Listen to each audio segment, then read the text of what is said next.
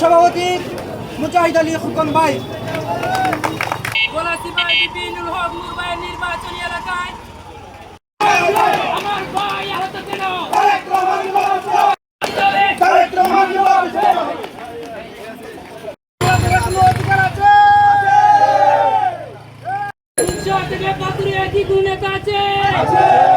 গণ অধিকার পরিষদের কেন্দ্রীয় লিডার এবং কেন্দ্রীয় সভাপতি নুরুল হক নূর ভাইয়ের উপরে অতর্কিতভাবে হামলা করেছে এবং অবরুদ্ধ করে রেখেছিল।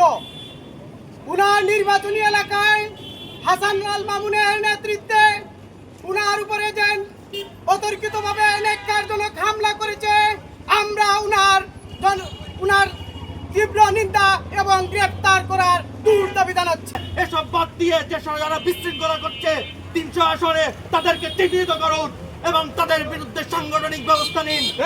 আমরা হুঁশিয়ার করে বলতে চাই, এই দেশের এই জুলাই অভ্যুত্থানে আমাদেরও যুদ্ধে অংশীদারিত্ব কম ছিল না। নূর ভাইয়ের যে গণজোয়ার উঠেছে তাকে সহ্য করতে না পেরে বিএনপির আব্দুল্লাহ আল মামুন তার যন্ত্রণা সহ্য করতে না পারে বিপিনুল হক নূর ভাইয়ের উপর যে হামলা চালিয়েছে তার তীব্র অনুমান করা হয়েছে। শুধু হামলা করে তারা ক্লান্ত হয় নাই, নুরুল হক নূর ভাইকে দীর্ঘ 3 ঘন্টা তারা অবরুদ্ধ অবস্থা রেখেছিল।